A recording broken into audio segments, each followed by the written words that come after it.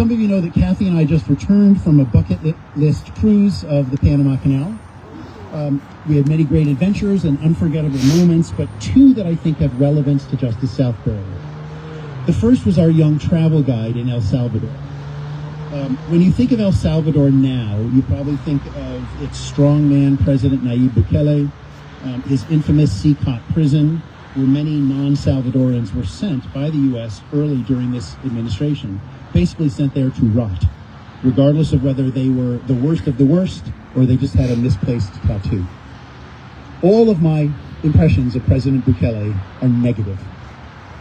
But this engaging, smart, young tour guide gave us his perspective of why he was happy that President Bukele was the most popular leader in all of Latin America. He explained that his grandmother grew up in the era of the massacres of the indigenous peoples. His father grew up in an era of civil war. We probably remember that El Salvador from the Reagan years.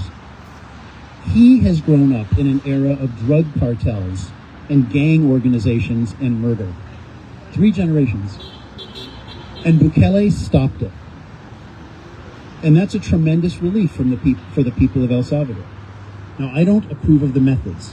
I think there's too much emphasis on security and not enough on freedom. But you've heard me say before many times, if you really want to understand what the other person's going through, ask them, put me in your shoes.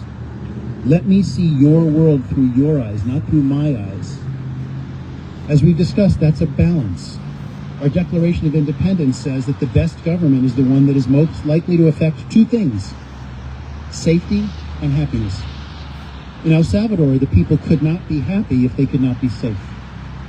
We need to remember this lesson from all angles as we continue to debate that balance between safety and happiness in the 250th year of our own country.